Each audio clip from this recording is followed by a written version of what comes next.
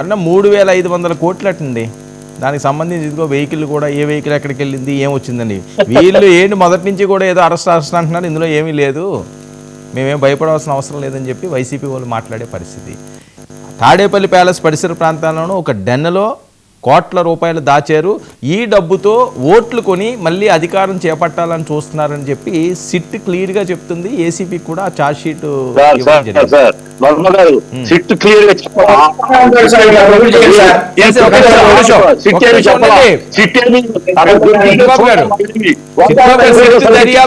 నేను ఇస్తానండి, మీకు నేను ఇస్తాను, ఉండండి మాట్లాడండి.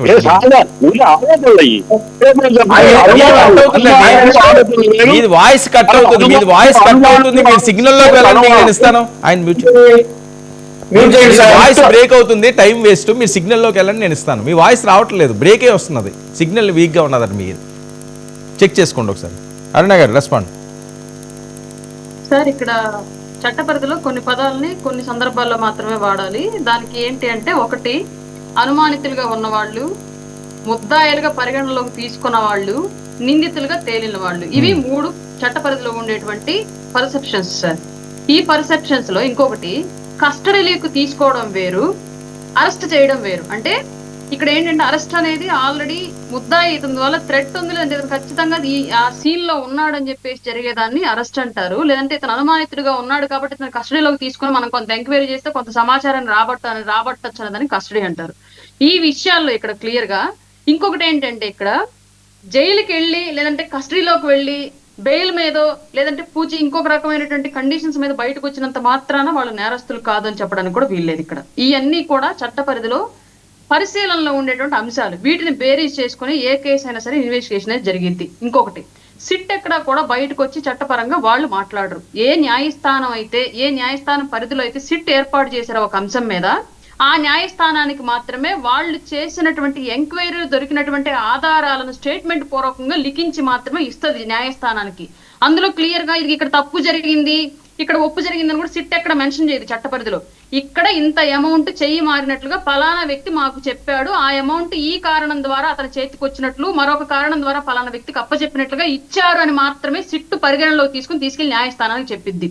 అందులో భాగంగానే గతంలో కస్టడీలోకి తీసుకున్నటువంటి రాజ్ కసిరెడ్డి, నా పని డబ్బులు వసూలు చేయడం, వాళ్ళు ఇవ్వమన్న చోట ఇవ్వడం మాత్రమే నా పని, నేను ఒక పోస్ట్ మ్యాన్ గా వర్క్ చేశాను, ఈ విషయంలో అంతా కూడా దానికి సంబంధించిన లావాదేవీలు మొత్తం పెద్దలకే తెలుసు, నేను జస్ట్ మీడియేటర్ ని క్యాష్ ట్రాన్సాక్షన్ కోసం అని చెప్పేసి రాజ్ కసిరెడ్డి స్టేట్మెంట్ ఇచ్చినట్లుగా సిట్ గతంలో న్యాయస్థానానికి ఇచ్చినటువంటి ఛార్జ్ షీట్లు దాఖలు చేసినటువంటి విషయం.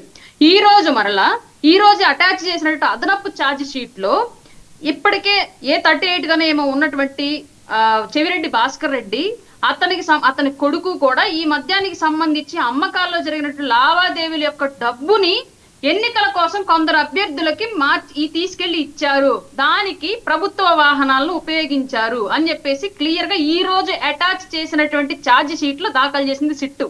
న్యాయస్థానానికి అందించినట్టు దాంట్లో ఇచ్చింది. అందులో ఇది నేరం కాదని కూడా ఎక్కడ మెన్షన్ చేయరు. జరిగినటువంటి ఇన్వెస్టిగేషన్ కి సంబంధించినటువంటి నేరేషన్ విత్ ఎవిడెన్స్ తో మాత్రమే అక్కడ ఇస్తారు.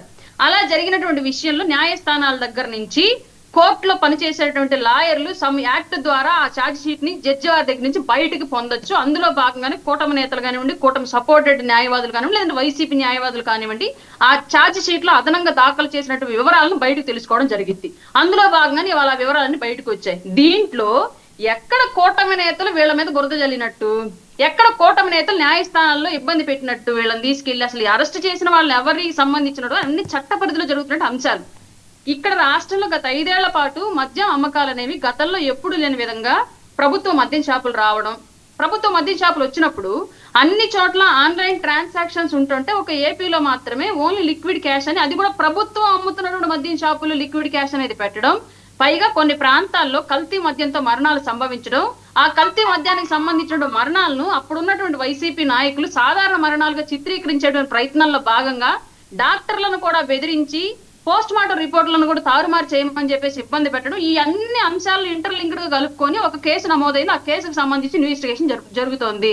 దీంట్లో ఇక్కడ కూటమికి కానివ్వండి, కూటమి నేతలకు కానివ్వండి సంబంధించిన అంశం ఎక్కడుంది, ఎన్ని వేల కోట్లు అనేది రేపొద్దున ప్రభుత్వం తేల్చాలి, న్యాయస్థానాలు తేల్చాలి. ఆ విషయాన్ని ప్రభుత్వం కేవలం అనుమానాన్ని మాత్రం వ్యక్తం చేస్తుంది, బట్ న్యాయస్థానం అనుమానం నిజమా కాదా, ఉందా అనేది తేల్చిద్ది.